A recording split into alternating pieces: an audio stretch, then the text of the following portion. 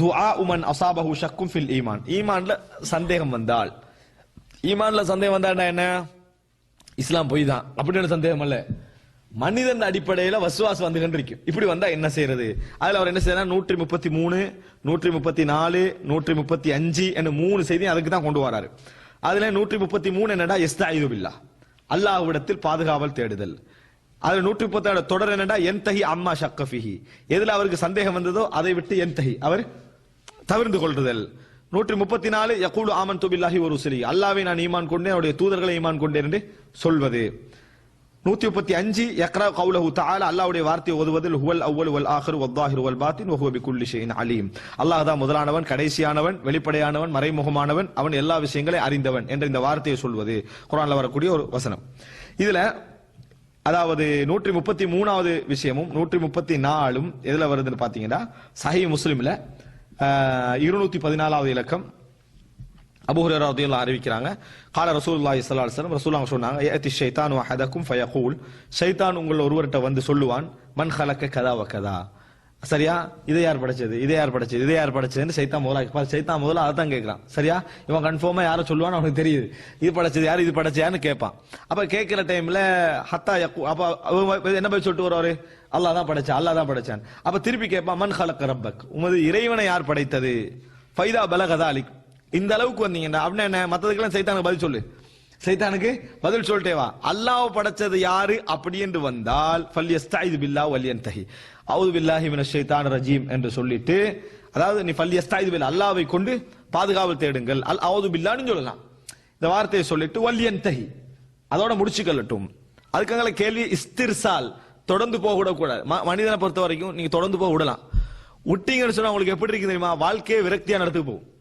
நீங்க சும்மா ஒரு இடத்துல ஒரு 5 நிமிஷம் யோசிச்சு பாருங்க, ஒரு இடத்துல இருந்து ஒரு 5 நிமிஷம் உலகத்தை படைச்சது, உலகத்தை நம்ம படைக்காட்டி எப்படி இருந்திருக்கீங்க, அப்படி அப்படி அப்படி போனீங்களே, நிம்மதி இல்லாத ஃபீலிங் என்ன செஞ்சிருவான், சைத்தான் தந்துருவான். அதே விட நல்லது அதை நிறுத்திடுறது. அதுல நிறுத்த தானே செய்யறோம், அதுல நிறுத்திடுறோம். இதுல நிறுத்தாம கேள்வி கேட்டுக்க நிக்கிறோம், அந்த இடங்கள்ல எல்லாம் நிறுத்திடுறோம், இதுல நிறுத்தாம கேள்வி கேட்டுக்கிட்டு இருக்கிறோம்.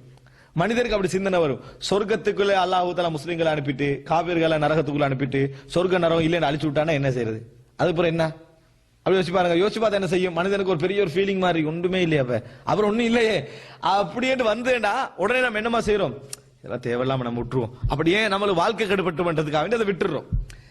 அல்லாஹ் படைச்சு யாருன்னு கேட்கக்கூட அதை எப்படி நம்ம வழங்கப்படுத்துறது அப்படின்னு கேள்வியில் என்ன செய்யறோம், கேட்கிறோம். அதனால வல் என்தஹி, ரசூலுல்லாஹ் சொன்னாங்க இஸ்திர்சால், அதுல தொடர்ந்து போகவானா, அதை நிறுத்திடுங்க, அதுல நிறுத்தி விடுங்கள் என்று ரசூலுல்லாஹி ஸல்லல்லாஹு அலைஹி வஸல்லம். அபூ ஹுரைராவை பார்த்து ரசூலுல்லாஹ் சொல்றாங்க, அபூ ஹுரைராவே மக்கள் உன்கிட்ட கேள்வி கேட்டுக்கிட்டே இருப்பாங்க.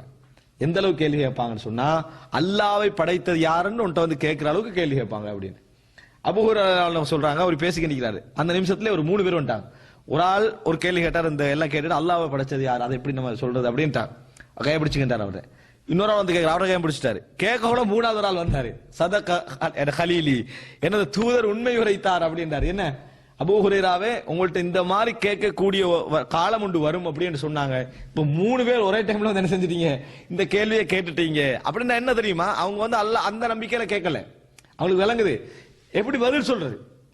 எல்லாருக்கும் ஒரு பெரிய கஷ்டம்னா இதுக்கு என்ன விளக்கம் சொல்லிட்டாலும் அவங்களோட மனசுல என்ன இருக்குன்னு சொன்னா, இதுக்கு நியாயமான ஒரு பதில் நம்மளால சொல்ல முடியும் அப்படின்னு நினைக்கிறாங்க. அப்படி இல்ல, சிம்பிள் பதில் என்னன்னு சொன்னா, படைச்சவனை பொறுத்த வரைக்கும் மூளைக்கு ஒரு லிமிட் வச்சிருந்தான்.